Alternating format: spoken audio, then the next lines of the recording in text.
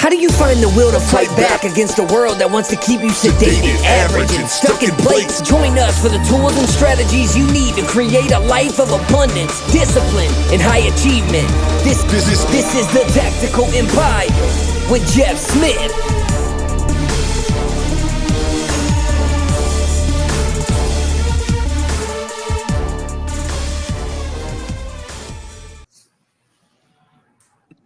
Welcome to the next episode of the Tactical Empire. Today, I am excited to introduce you guys to two business partners out of St. Louis, Missouri, who have quite a unique story to tell you guys about real estate investing and networking and ultimately expansion in every area of your life.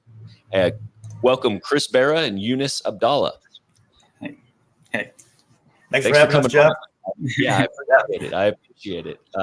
These are always kind of interesting when there's multiple people on because you never know who's got the floor. So, Chris, tell us a little bit about what you guys are doing. Yeah, so Yunis and I, we met about 2 years ago, and we're right now our big thing that we're doing is we're helping people do lease to own. So maybe they have the capital, but they don't have the credit score. We're helping them build up their credit score so they can purchase homes down the road.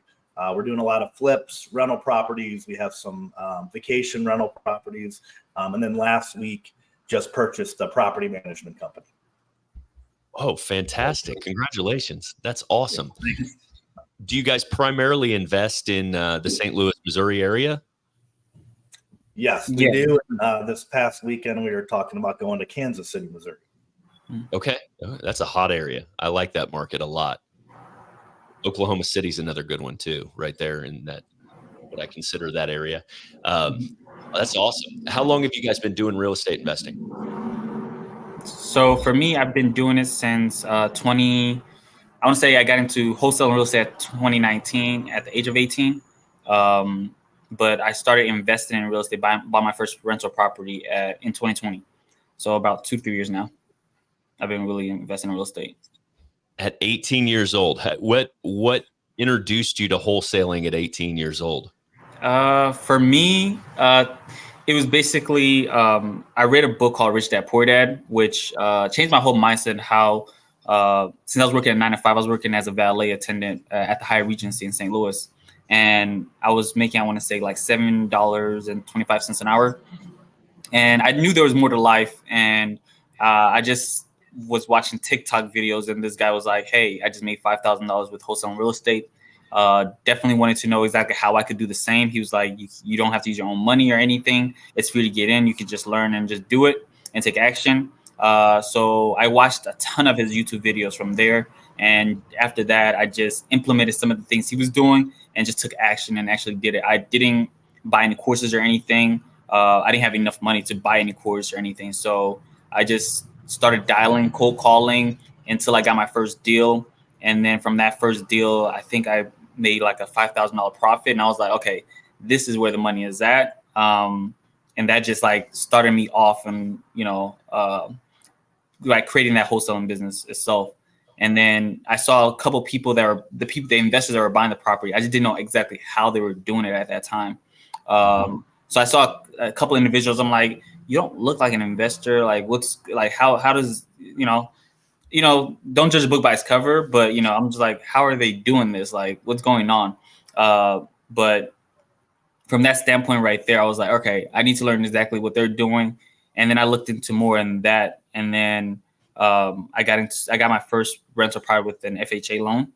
Okay. And then from that point, I started learning about using other people's money, OPM, and getting these deals. And then I got a mentor through that. Also, I bought a course after that to really learn how to do it. But that started me off. And then, after meeting Chris, like he just really built me up to like do more and more from there. Sure.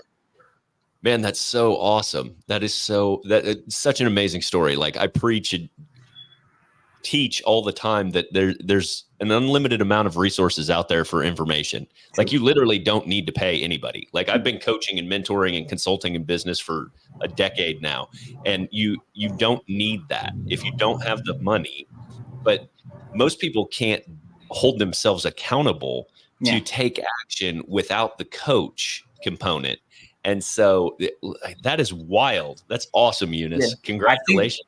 I think for some people, they usually think like once you pay for a course or a mentorship, that mentor is gonna follow you around through every step along the way, which is not like he's gonna be there, answer questions and stuff. But the mistakes he made, you won't make those same mistakes. Like he'll stop you from the mistakes he's made, but everyone has their own journey. Some of the mistakes I've made, some people, when I talk to them, they're like, oh, like, I didn't know you went through that. So everyone has their own journey. They'll make their own mistakes. You just got to learn and like solve those problems along as they come. So that's one thing. Yeah. I think real estate investing is one of those industries more so than a lot of industries that you really just need to do it. Yeah. Like you have to actually have your hands on the stuff and practically take action, because you can read the books until you're blue in the face, but like until you just go buy something and start getting kicked in the teeth. Yeah. Some people are scared, like very scared of that. So sure. So Chris, how did you guys link up then? You found this like unicorn? So it's crazy. So a couple years ago during COVID, I used to run a Keller Williams office. We currently have around 700 realtors in it. Yunis came in. He didn't necessarily want to be a realtor, but he wanted to invest in real estate. Someone told him about my background. We met, and I actually kind of dismissed him in the beginning. He said he wanted to invest in real estate. My advice to him was to be a realtor, get some sales under his belt, start learning about real estate, start learning what repair costs are, start learning the sales process and all of that. I think it was only about 6 months, or so. Yunis came back and he said, I've been doing X, Y, and Z. And he started buying properties. And before I knew it, I think after your first year, I think you had 10 properties. Yeah. So I identified that, luck is when opportunity and preparation meet. And I feel lucky to meet Yunis because he had that fire. I've been in real estate for 10 years, and sometimes you lose some of that fire after a while. Or after you hit a certain threshold, financially, you realize that it's no longer about the money. And for me, it's right now, I feel very fortunate that I have the opportunity to give back to Yunis. And he's teaching me, way more than probably what I'm teaching him in so many different ways. But really, you've just given me that fire to propel myself, and keep going. But so that's how we met. It's through Keller Williams brokerage. Yeah. I love it. Man, this conversation could go a million directions, because we've got like different generations. We've got coaches and stewards and like mentors, and like, because I think that's, Chris, I think that's ultimately our responsibility, is to bring up the next iteration, the next generation, for lack of a better term. I always say with my coaching that my job is to eliminate roadblocks, help you compress time, and not make all the mistakes I made. And so, Jeff, what it did was when Yunis came to me, really what it did is it put pressure on me to not put a lid on his success. Yeah. So that's why I say he's giving back to me. I have everything that I have, way more than I ever thought I would ever have. But I don't want to put a cap on anyone else's success. And by me being comfortable with that, that's putting a cap on his success. So like you said, we have to bring other people up and show them that, I'm along with the ride along with it.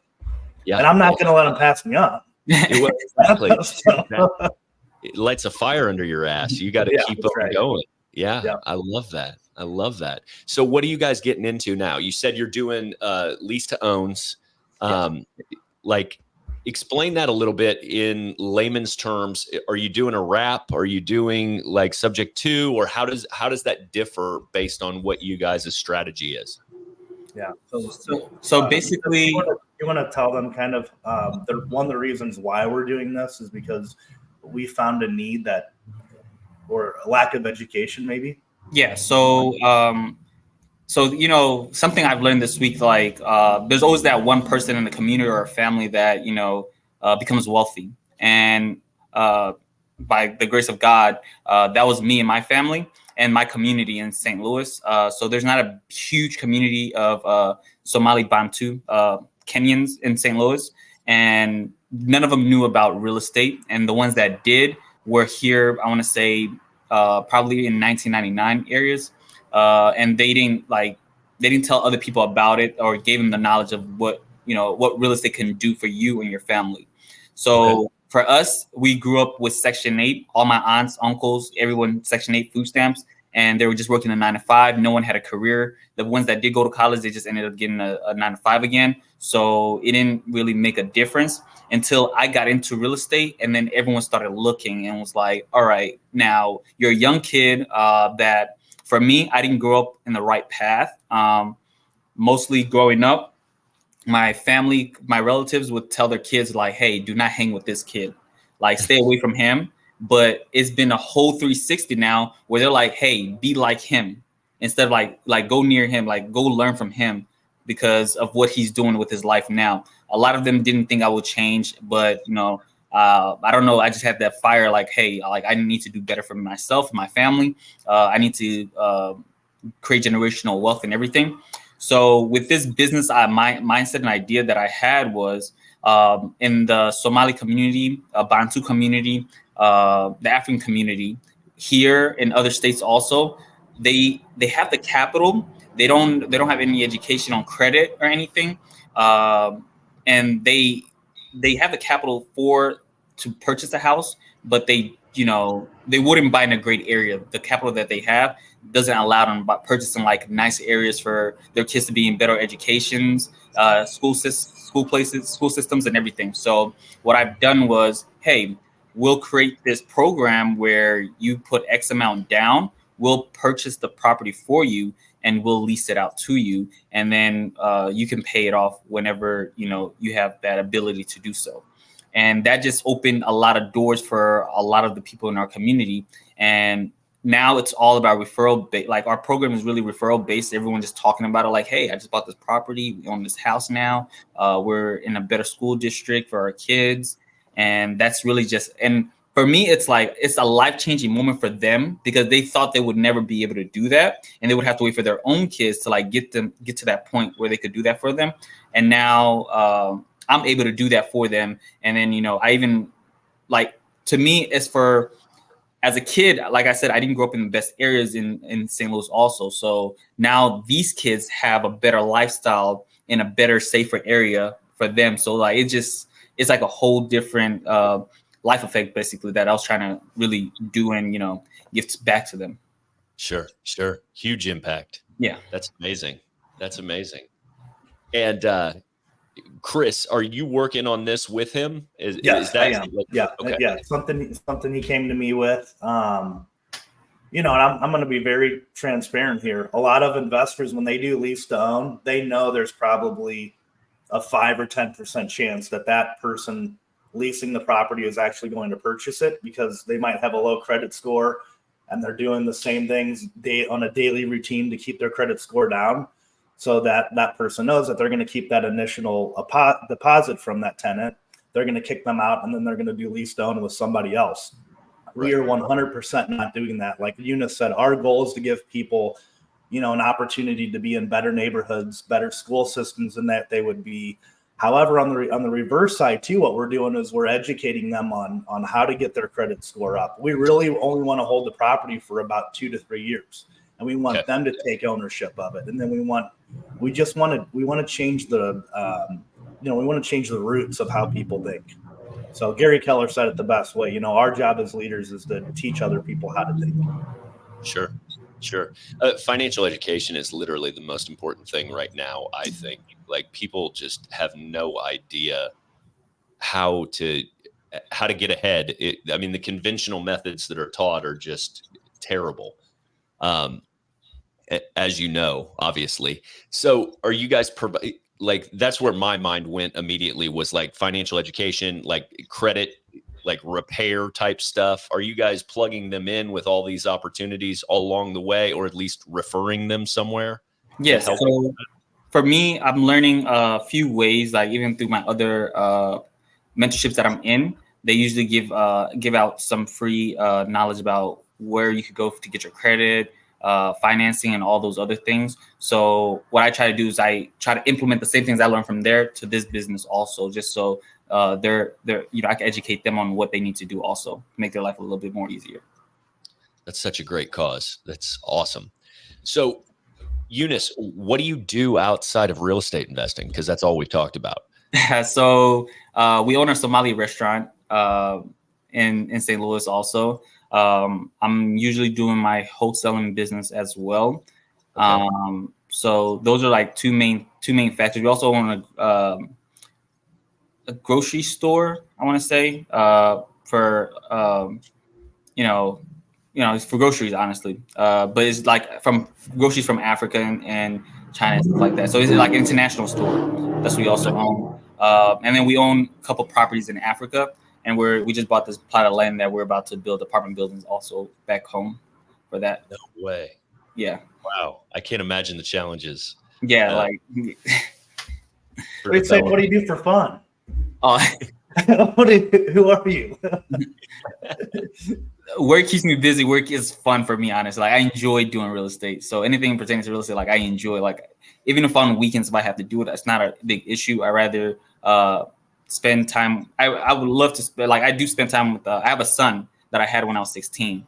So I try to make those days, about him and like spend some quality time with him during those times. But I love work though. So that's my fun. And then me and Chris usually go out to the movies sometimes. So that's another. We're crazy. Yeah. Hey, there's nothing wrong with loving work at all. At all. Chris, tell us a little bit about you then. You're a bodybuilder. Yeah. And so what I else compete, do you enjoy?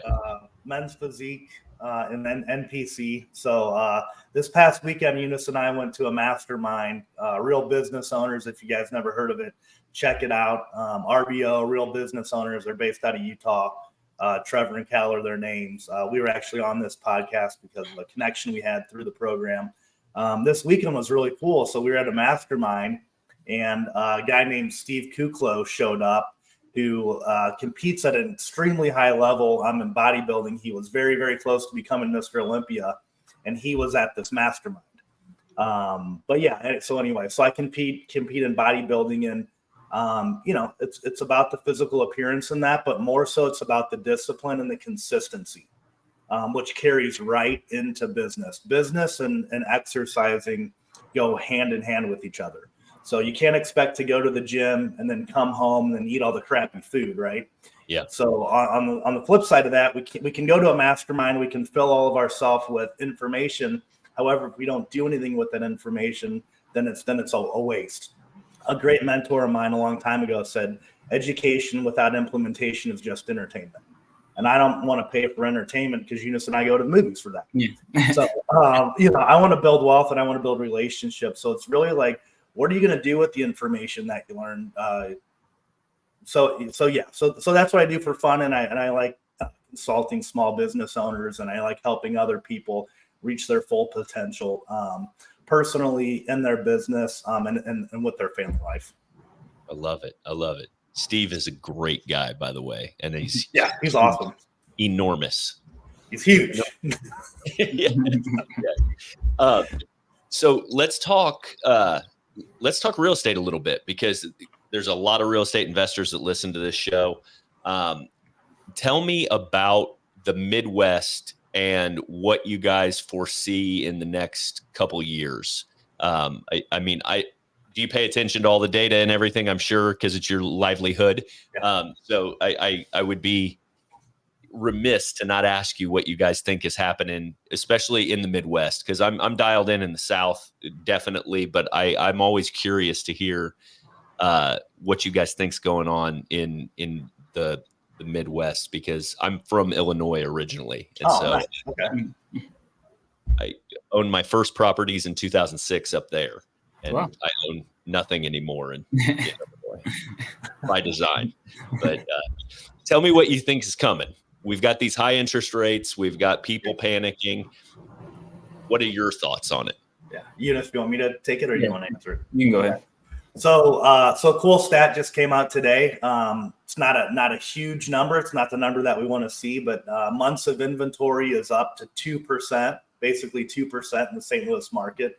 I would love to see that around 5 or 6 months of inventory, Just basically what that means is if no other homes were to sell in our market right now, we have in 2 months, all the houses would be sold out.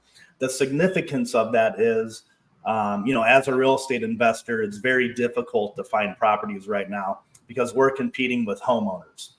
So we're buying these properties, we're looking to fix them up and make a profit. A lot of the homeowners are okay buying the properties, fixing them up, and if they break even or they make, maybe $15,000 of equity, they're okay with that.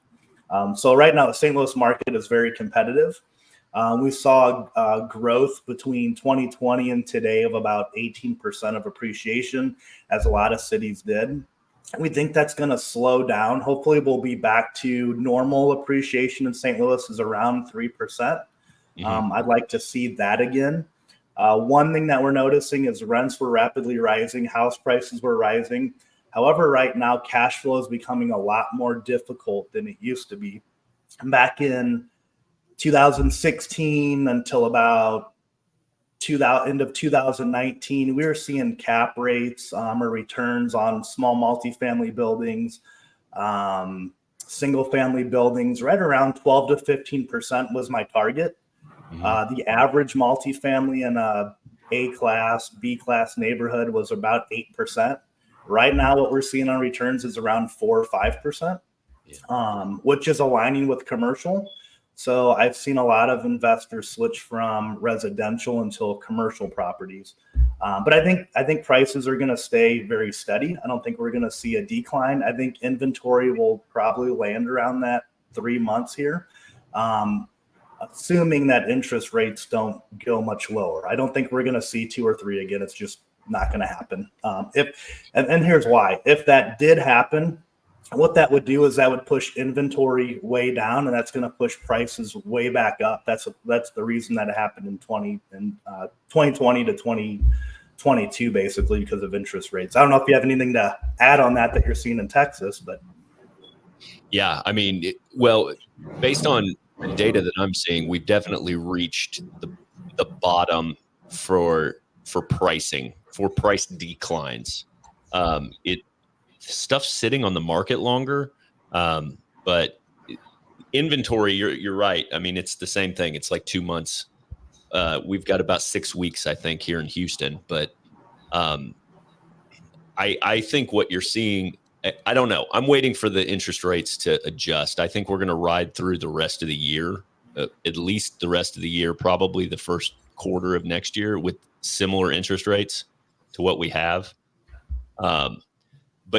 But I mean, that doesn't even account for the 7.5 million unit shortage we have for housing. So, I mean, we still haven't recovered from an inventory standpoint from 2008 stops from building. So, I don't know. I mean, it's going to be interesting. I think that what's going to happen, put on my little hat.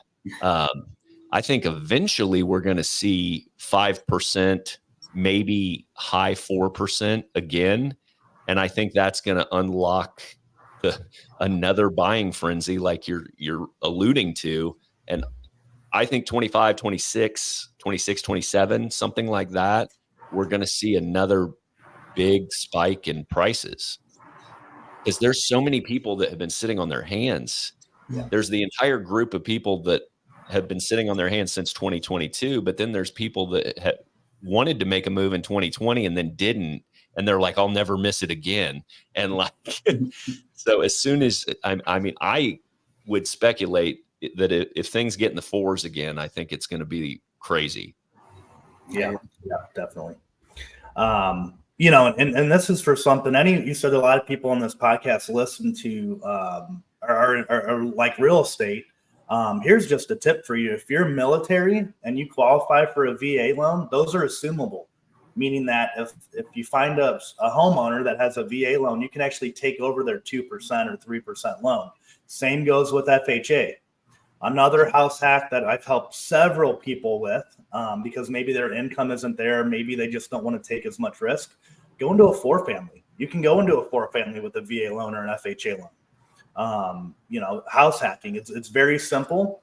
I have 2 kids, so it's not for me. I don't want to put 2 kids in a 1-bedroom 4-family. But if you're single, I think absolutely don't wait.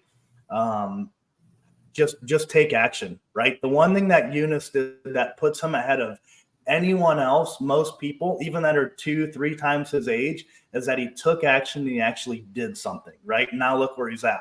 So whenever I hear someone say, "Oh, it must be nice," I go, well, it must be nice to criticize someone when you're not taking any action, right? Yeah. So we get results because of the actions that we take.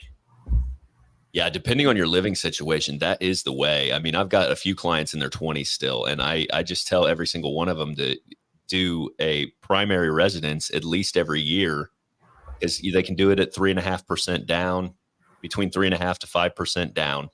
You live in it a year, and then buy another house each year. I mean, that's a very slow way to do it, but it's one that if your lifestyle supports that, it's a nice way to create a little piggy bank with some alternative assets, even if you're not going to go super hard into real estate. But that's the thing. Everyone doesn't need to go out and buy 10 or 20 properties a year. Right. If you're 25 years old, what does your life look like at 40 if you purchase 1 property a year? Yeah. What is, even if Yunis were to stop today at 22, at 40, what does his life look like if he just purchases 1 property and then he pays them, he pays them off? And what does the appreciation look like? What does his tax benefits look like? That's not even taking massive action. That's purchasing 1 property a year. It can change your life. Yeah. Everybody is so inclined to dump that amount of money into their 401k or any of these conventional tools that are lauded by the regular path and school system. But you can easily buy a property a year like you're talking about. Most people can, at least. And there's ways to do it even if you don't think you can. I'm certain you could with a little focus and a sales job or a commission job.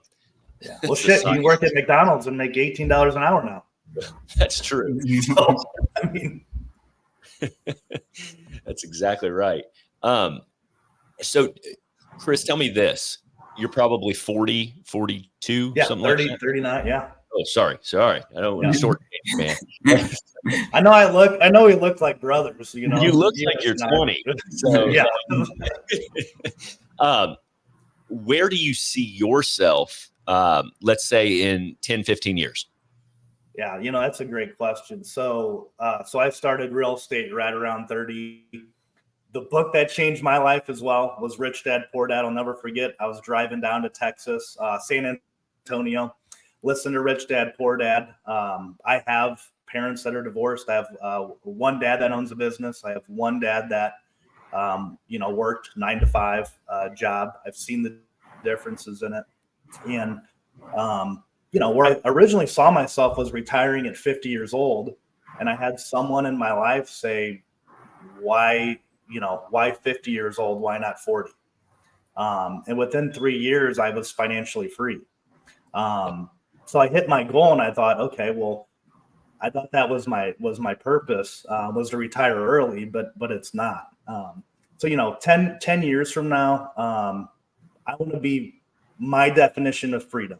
And my definition of freedom is doing what I want, when I want, with who I want.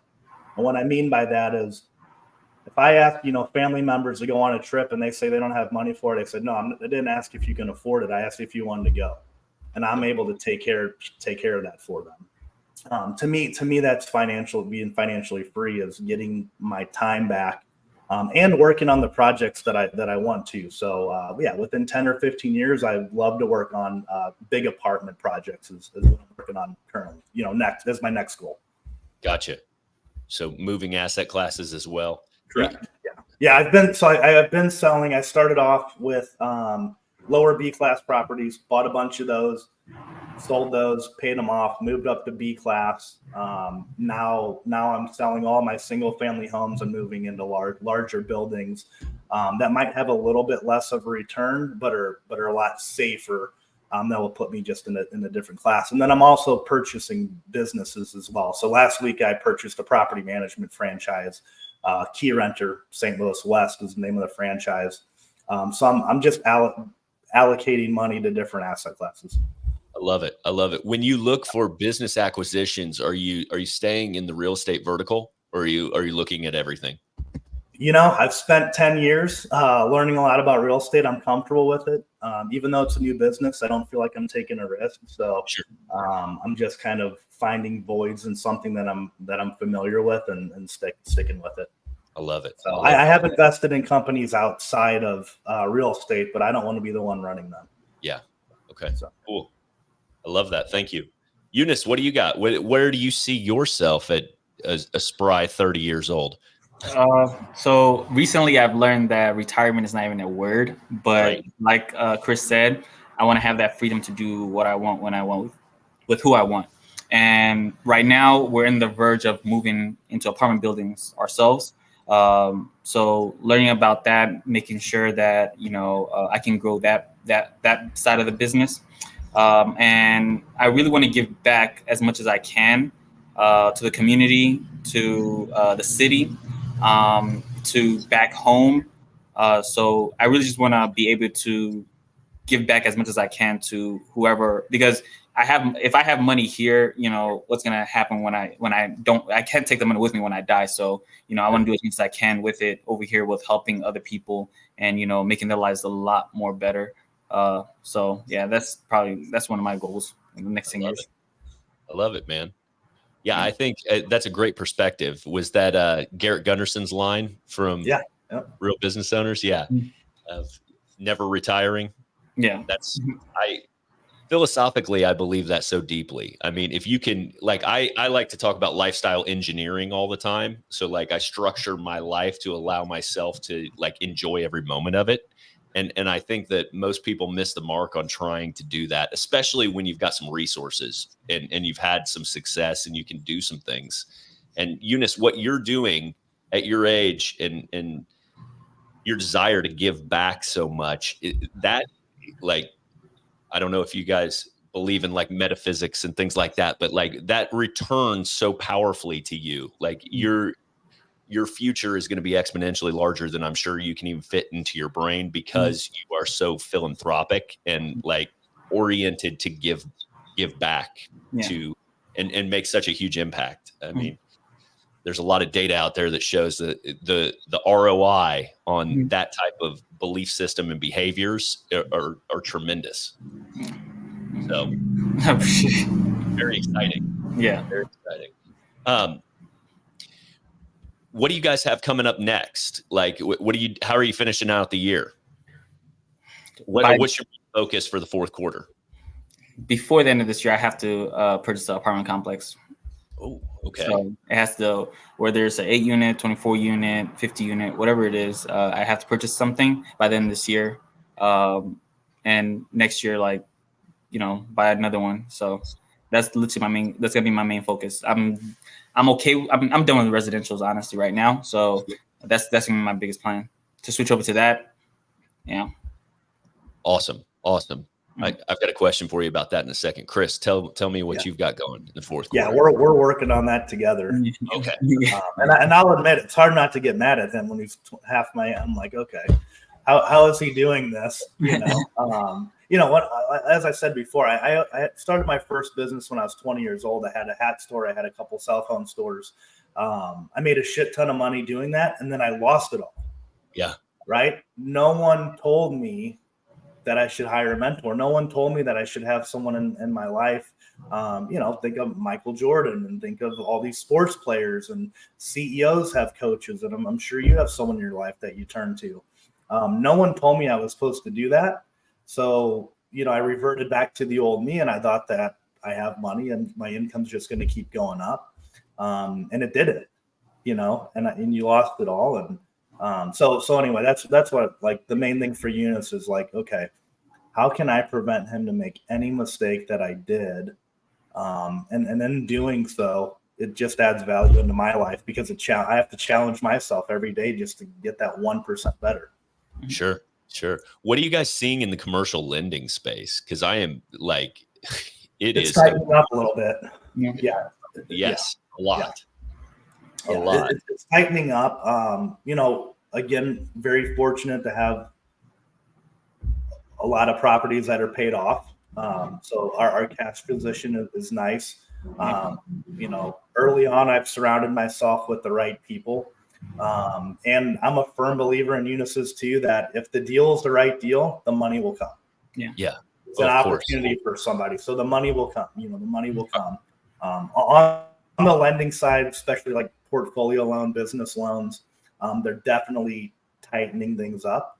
And if I can add something on that too, we hear a lot of investors say 70% of ARV minus repairs. We hear all these things, and then take a loan, 90% loan or 80% loan, whatever you can. I just caution people to be very careful with that.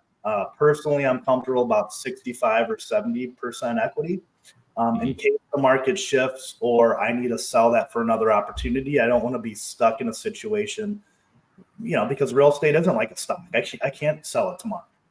So we want to make sure that we can access the cash, cash and capital that we have. So be very careful over leveraging yourself, in a market like this one here. Yeah. Especially with lending tightening up, because I run my portfolio about 60-40 as well. And like what used to be big lines of credit that you could go access or do cash out refis very fast have substantially slowed down. So that's a very prudent point. And everyone's telling you just refinance at a lower rate. Well, what happens if you can't? Right. What happens if things change? What's plan B? Yeah. I think you guys are in a very good position to be buying multi-units. I'm moving into self-storage. So that's the asset class that I am pursuing at this point. But there is a lot of turnover and properties moving in the multi-unit space right now, just because notes are coming due. And like the next 24 months is going to be the same thing. Yeah. Because can you tell us a little bit how you got into the self-storage? Well, I started messing with it a couple years ago. So my sister owns about 5 mobile home parks. And like, I thought that was my direction. I thought I was going to go own some mobile home parks. So I went to Mobile Home Park University, learned everything, all the ins and outs, all the mistakes you make. That guy who runs that is out of Cape Girardeau, Missouri, by the way. Oh, really? Okay. Yeah. He's the third largest college down there. Yeah. He's the third largest owner of mobile homes in the world. Like right behind Sam Zell. But that said, I didn't move into that asset class. Self-storage is always something I've watched. And then through Apex, I linked up with a guy named Chris Clear, who I have been friends with for about 3 years now. And I've watched him buy 4 of them himself. Yeah. And then I have bird like 60, 70 properties. And so like, for me, that model is value adds are easy. Like I understand that way to get into property. So like I was going to take self-storage and do a value add model to it. And so then I started taking deals and wholesaling, looking at the wholesale market. And there's a lot out there. There really is a lot available.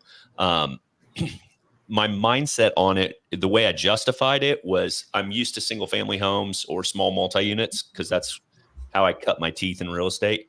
And so in a single family home or a small multi-unit, you're making about somewhere between $200 and $800 a door, let's say net. And so for me, I'm like, okay, but they're spread all over Houston, and Houston is massive, right? So logistically, there's some things to deal with there. But if I buy self-storage, then I get 100 doors, and maybe I only make $65 a door, but they're all in one location. They don't have any toilets. They don't have all this other shit. No HVAC, no burst pipes down in Houston in the winter when we have our single freeze every year. And so like for me, I'm excited to get into it. We bought a 128 unit one about a month and a half ago that we're still like arranging financing on and deciding if we're going to do a capital raise for the repairs because it's a pretty massive deal. But that's our first one. But what I've done is I've lined up the lenders. I've lined up some family office money that they're wanting to do this and replicate it over and over. So like this is my opportunity to establish track record and really prove concept to what we're doing. And so I made an offer on one just a couple weeks ago that got declined as well. There is a lot of opportunity available though for mom and pops that are wanting out.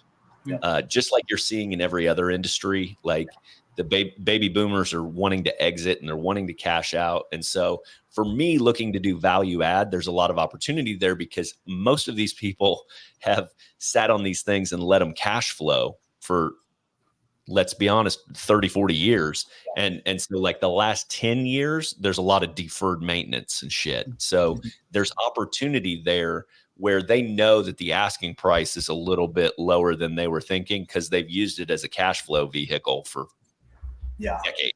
You know, the cool thing about self-storage units or buying another business is it is exactly like real estate. You can do seller finance, right? Yes. So if they like the cash flow aspect of it, you can go that route. Yep. You know, in St. Louis, we've had a ton of storage units come up here. So it's very hard to enter. The barrier of entry is high. You know, it's a long-term game, and they're doing a lot of new builds. There's not very many opportunities in our area that have existing there. But yeah, I think the play honestly is like, first of all, there's an exit in the metro areas happening throughout the country. So like if you can identify these rural areas with MSAs that are, or metros that are growing, that have like positive job markets and things like that. I'm just targeting similar stuff to like I do with my houses, which is I go for blue collar areas with good job markets. But I don't go like into the main metropolitan city. I try to stay out of that county so that I'm not judged by their politics and their taxes and everything else. And I'm using the same strategy in the self-storage stuff. But because I think there's an entire tier of market for like people like you and I that don't want to compete with the hedge funds that are doing ground up, climate controlled, all this bullshit. And like, I think you can take these older properties that aren't run down, renovate them completely and make them touchless, keyless, everything else that the big guys have, but you don't have to come in at their same price point with all their automations. And so I do think there's a competing marketplace there. Because if the price is $425 a month versus $175 a month, and it's a similar product, like people don't care if the hallway's swept and nice when they get there necessarily, because they're just leaving their shit there. Right. Like, And one thing I learned with the storage units are people, they keep them for a couple of years.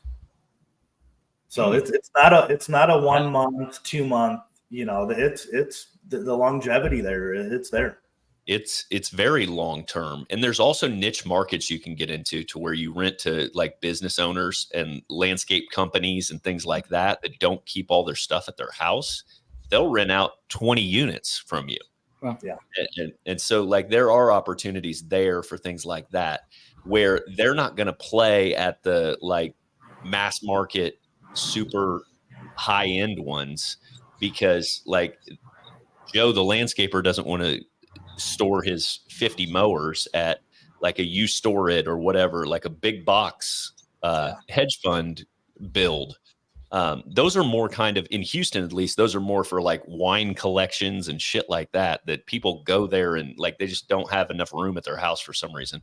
Yeah. And I feel like it's more of a luxury item than and you know, the higher the interest rates are and the higher prices go, the more likely people are going to be to stay in their same home, right? Because they're not going to leave the 2% or 3% interest rate to get into a similar home of an 8% interest rate, which is causing them to live in smaller homes than what they should be, which is pushing their shit into a storage unit, right? Exactly. You said one thing earlier, and I want to get your take on it. So when I first started doing the burrs back in 2016, I would literally buy any property that would burr. Any property that I could purchase. I could, renovate, rent it out, refinance it, pull my cash out and do it over and over again. I would do. One thing that I learned personally was that I had properties in North St. Louis. I had properties in South St. Louis and West St. Louis, and I couldn't find anyone to manage them.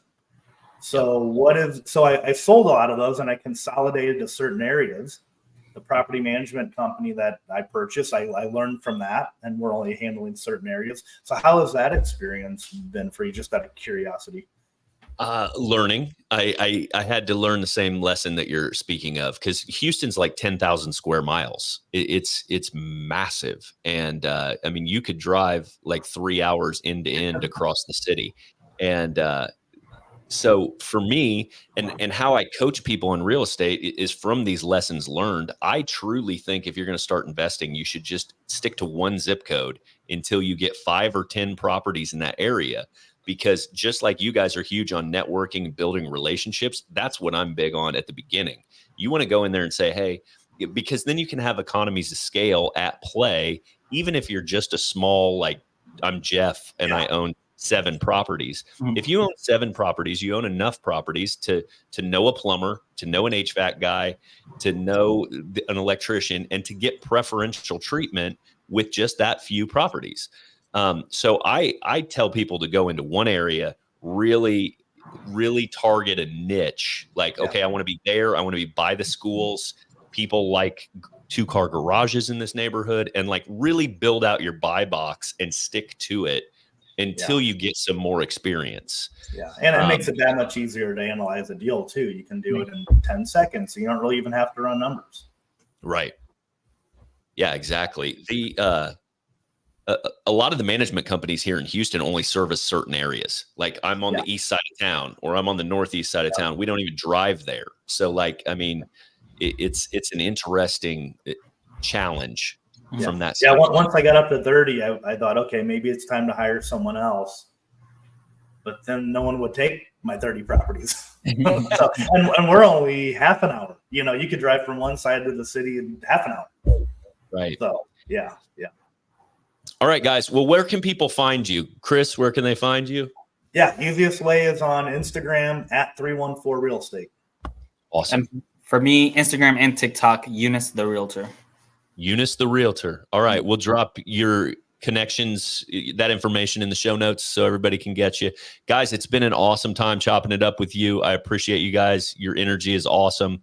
Keep on doing what you're doing. You guys are making a huge impact. If I can ever help you with anything, please don't hesitate to reach out, okay? All right. Thank you very much. Yeah, thanks, Jeff. Have a great day. All right, you too. Thank you for listening to the show. Make sure you subscribe, leave a review, and share with a friend. We'll see you on the next episode of the Tactical Empire.